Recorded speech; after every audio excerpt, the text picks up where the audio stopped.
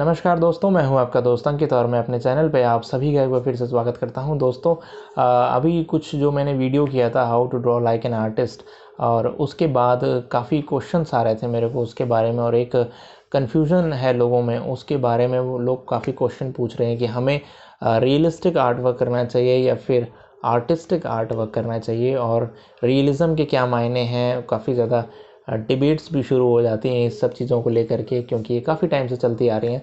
तो चलिए इस पे आज डिस्कशन करेंगे और मेरी ही की हुई 2 ड्राइंग्स को रेफरेंस लेंगे, क्योंकि हम यहाँ किसी और के आर्ट वर्क पे नहीं बात कर सकते। अपने किए हुए आर्ट वर्क के थ्रू मैं आपको कोशिश करूँगा समझाने की इस पॉइंट को कि हमें क्या करना चाहिए और क्या मायने हैं इन 2 चीज़ों के, इन 2 वर्ड्स के, और बेसिकली क्यों आर्टिस्टिक आर्ट वर्क को थोड़ा सा ज़्यादा तवज्जो दिया जाता है as compared to realistic art work, और रियलिज़म की जो बातें हैं वो कहाँ तक लिमिटेड हैं।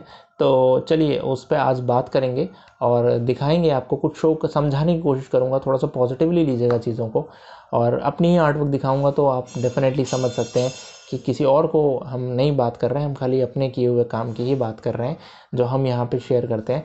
तो चलिए इसको शुरू करते हैं, स्टूडियो चलते हैं और स्टूडियो चल के वहाँ पे आर्ट वर्क के ऊपर डिस्कशन करते हैं कि क्या बेसिकली क्या इम्पोर्टेंट है, क्या आर्टिस्ट देखते हैं, और क्या जो अच्छे लेवल पे आर्टिस्ट हैं वो क्या देखते हैं, वो क्या ऑब्जर्व करते हैं। चलिए फिर बात करते हैं नेक्स्ट चल के स्टूडियो में। तो चलिए फ्रेंड्स, अब यहाँ पे हम स्टूडियो में आ गए हैं, और जो ये मेरे लेटेस्ट अभी किए हुए 2 आर्ट वर्क्स थे इन्हीं को लेते हैं। बहुत पीछे नहीं जाएंगे क्योंकि पहले तो काफ़ी और भी कुछ किया हुआ है, बट अभी फ़िलहाल इस पे ही बात करेंगे क्योंकि यही दोनों अभी लेटेस्ट हैं और आप ज़्यादा इनसे क्लोज टू हैं क्योंकि आपने दोनों के ही ट्यूटोरियल्स देखे हैं। तो अब यहाँ पे देखिए फ्रेंड, ये है वो आर्टिस्टिक आर्ट वर्क जो मैंने अभी लेटेस्ट किया था। ये है वो रियलिस्टिक आर्ट वर्क जिसको मैंने काफ़ी कुछ थोड़े दिन हो गए उसके पहले किया था। बट यहाँ पे जो इम्पॉर्टेंट बात है जो मैं आपको यहाँ समझाना चाह रहा था वो ये है कि जब भी आप रियलिस्टिक आर्ट वर्क करें चाहे आप आर्टिस्टिक आर्ट वर्क करें, हालांकि ये देखिए थोड़ा सा शाइन मार रहा है क्योंकि ग्रेफाइट है इसलिए ये शाइन करेगा, इस पर मैं कुछ नहीं कर सकता। लाइट्स इस तरीके से पड़ रही हैं, जितना भी मैं मैनेज करने की कोशिश कर रहा हूँ वो मैनेज नहीं हो पा रहा, लेकिन आप समझ सकते हैं जो मैं आपको यहाँ समझाने की कोशिश कर रहा हूँ कि दोनों में ही जो इम्पॉर्टेंट बात है वो ये है। अब जैसे कुछ लोग पूछते हैं कि उन्हें रियलिस्टिक आर्ट वर्क करना चाहिए या नहीं करना चाहिए, या देखना चाहिए कि नहीं। ऑब्वियसली आपको हर तरीके का आर्ट वर्क करना चाहिए, चाहे रियलिस्टिक आर्ट वर्क हो, चाहे आर्टिस्टिक आर्ट वर्क हो, चाहे सररिज्म आर्ट वर्क हो, चाहे इम्प्रेशनिज्म हो, चाहे कोई भी हो, चाहे कोई भी आर्ट फॉर्म स्टाइल हो, चाहे क्यूबिज्म हो, कुछ भी आप जो भी आप करना चाहें वो आप करें। और हर चीज़ को सीखना चाहिए, मैं तो ये बोलता हूँ आप सीखें हर चीज़ को, लेकिन अपने दिमाग में अपने मन में इस चीज़ को हमें हमेशा समझना चाहिए कि आर्टिस्टिक पोर्ट्रेट्स की जो वैल्यू है, जो रेपुटेशन है एक आर्ट फील्ड में, जो एक रिस्पेक्ट है, वो बिल्कुल अलग है और बहुत एक अलग ओहदे पर जो उसे बैठाती है। क्योंकि आर्टिस्ट रिप्रेजेंट आर्टिस्टिक रिजल्ट्स, मतलब आर्टिस्ट का काम ही ये है कि वो कुछ आर्टिस्टिक रिजल्ट्स को लेके आए। जनरली फोटो रियलिज्म या फिर जो हाइपर रियलिज्म में जो बातें होती हैं वो चैलेंज के तौर पे लोग आर्टिस्ट उसको लिया करते थे कि आपने ये फ़ोटोग्राफ खींचा है और मैं अब इसी के जैसा, बिल्कुल इसी के जैसा आर्ट वर्क क्रिएट करके दिखाऊंगा। तो ये एक चैलेंज था, एक चैलेंज का कॉन्सेप्ट था कि क्या आर्टिस्ट इतना रियलिज्म ला सकते हैं, और डेफिनेटली ला सकते हैं। It's all about the time taking thing. अब जैसे यहाँ पे देखिए 2 आर्ट वर्क हैं, ये उतना रियलिज्म पे अगर मैं बात करूँ तो उतना रियलिस्टिक नहीं है जितना ये रियलिस्टिक है। टाइम है दोनों में, अगर आप कंपैरिजन करेंगे तो ये इसने कुछ लिए थे लगभग 8, 9, 10 घंटे, और इसने लिए थे मेरे मुश्किल से 4 से 5 घंटे, 6 घंटे मान लीजिए। तो अब ये जो टाइम टेकन है ना फ्रेंड, यही बहुत बड़ा इंपॉर्टेंट फैक्टर डिसाइड करता है, डिसाइडिंग फैक्टर है। इसमें 3-4 घंटे में कोई चीज़ कंप्लीट होती है और इसमें 10 घंटे में कोई चीज़ कंप्लीट होती है, 12 घंटे में कोई चीज़ कंप्लीट होती है।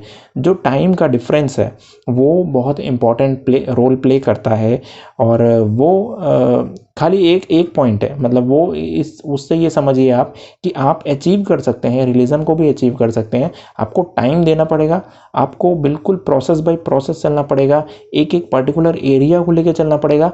बट जहाँ पे आर्टिस्टिक आर्टवर्क की बात आती है वहाँ पर्टिकुलर एरिया पे आप काम नहीं करते हो। वहाँ आपने देखा, जो मैंने इस वीडियो में आपको दिखाया है, आप देख सकते हो, उसका लिंक भी मैं दे दूंगा नीचे, कैसे शुरू किया था इसको। इसका प्रोसेस ही बिल्कुल अलग होता है। और इसका प्रोसेस वही प्रोसेस होता है कि पहले आप आउटलाइंस को ड्रॉ करते हैं और उसके बाद फिर उसमें अंदर जाके एक तरीके से डार्कनेस को भरना शुरू करते हैं, फिलिंग करना शुरू करते हैं।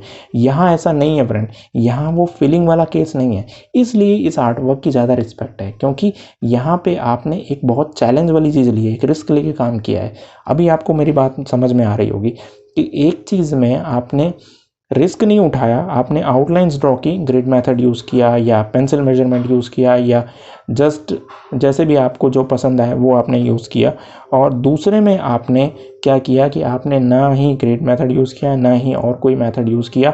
बस आप सिंपली लाइट और डार्क वैल्यूज़ को लिए, कुछ एक मेजरमेंट्स आपने ली जैसे आइज़ की हो गई या कुछ, और बाकी सारे पोर्ट्रेट को केवल light dark values, light and shades के थ्रू अचीव करने की कोशिश की।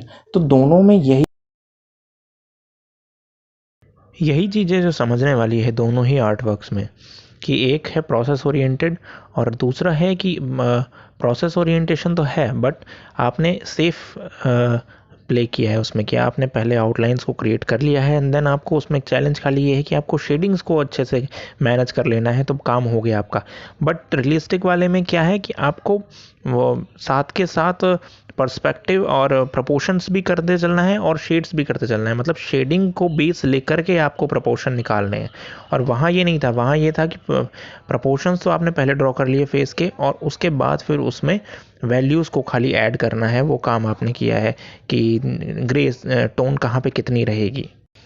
तो यही चीज़ समझिए। अब रिस्पेक्ट क्यों है, अब आप बोलते हो कि आप उसकी रिस्पेक्ट क्यों है, वो इसीलिए रिस्पेक्ट है फ्रेंड कि वहाँ पे प्रोसेस जो है वो बहुत चैलेंजिंग प्रोसेस लिया है उस आर्टिस्ट ने, काफ़ी चैलेंज लेके काम किया है कि पहले मैं शेड्स करूँगा और शेड्स के बाद मतलब एक रिवर्स प्रोसेस किया गया है, इसलिए उसकी रिस्पेक्ट थोड़ी ज़्यादा है। कंपेयर करें अगर इन चीज़ों से कि रियलिस्टिक वाले में, इसमें हम पहले आउटलाइंस क्रिएट कर लेते हैं तो बाद में फिर वो चैलेंज खाली शेडिंग तक लिमिटेड रह जाता है, प्रोपोर्शंस तो हमने पहले ही कर लिए होते हैं।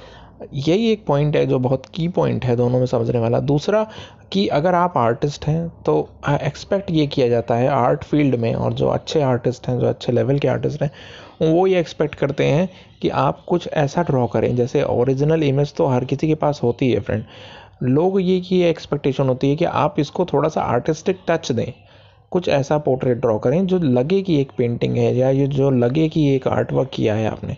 ये भी आप अपने आप में तो चैलेंज है ही ना।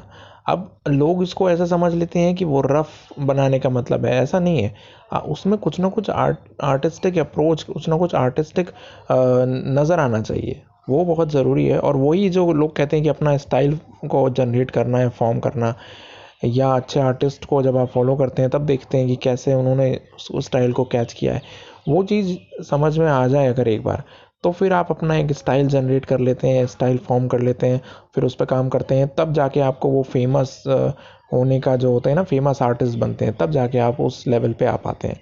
अपना स्टाइल भी इसी तरीके से जनरेट होगा जब आप खुद सोचेंगे, खुद अप्रोच करना शुरू करेंगे। अदरवाइज़ तो हर बार की तरह अगर आप आउटलाइंस क्रिएट करके और फिर उसमें वैल्यूज़ को, टोन्स को केवल अचीव करेंगे तो वो फिर एक जैसे ही रिजल्ट्स आएंगे और एक जैसे पोर्ट्रेट्स आप बनाते रहेंगे, जैसी फ़ोटो है वैसे ही आपने ड्राइंग बना दिया, तो उसमें फिर कुछ नयापन नहीं रह जाएगा फ्रेंड्स। फिर ये थोड़ा सा बोरिंग नहीं हो जाएगा, मुझे ऐसा लगता है कि थोड़ा सा ये हो जाएगा कि फिर आर्ट को कहीं ना कहीं लिमिट कर दिया गया, हमने एक पर्टिकुलर सेगमेंट में लिमिट कर दिया है।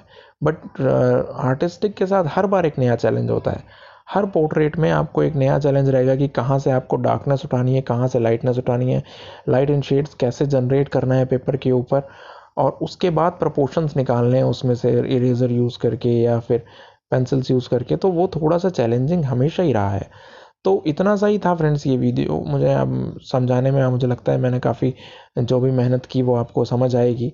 और भी अगर कोई डाउट होगा तो ज़रूर पूछेगा, यहाँ पे कोई पॉजिटिव नेगेटिव वाली बात नहीं है, ना ही कोई ये है कि अगर आप कोई भी लेके चलें, कोई भी स्ट्रीम लेके चलें, मैं बोलता हूँ अगर आप रियलिज्म पे काम कर रहे हैं तो रियलिज्म पे ही काम करते रहिए, बट ये सोचना कि रियलिज्म जो है वो टॉप नॉच है और बाकी जितने पोर्ट्रेट्स हैं वो उसके नीचे आते हैं, ये कतई गलत है। क्योंकि इस तरीके से तो आप पूरी तरह से मिसगाइडेड हो जाएंगे और सही चीज़ नहीं समझ पाएंगे, गलत चीज़ों की तरफ बढ़ने लगेंगे। तो फ़िलहाल इतना ही फ्रेंड, और मैं आपने कुछ और आर्ट वर्क्स भी आपको यहाँ दिखा देता हूँ जो आर्टिस्टिक और रियलिस्टिक किए थे मैंने, वो यहाँ देख सकते हैं आप। और मुझे लगता है कि जो मैं यहाँ समझाने की कोशिश कर रहा हूँ उसको थोड़ा सा असर्टिव वे में समझने की कोशिश कीजिएगा, ना कि उसको नेगेटिवली लेकर के मत समझिएगा। तो फ़िलहाल इतना ही, और चैनल को सब्सक्राइब ज़रूर कीजिएगा फ्रेंड। और कोई क्वेरी हो इसके रिगार्डिंग तो ज़रूर पूछ सकते हैं आप कमेंट बॉक्स में। Thank you friends, thank you once again.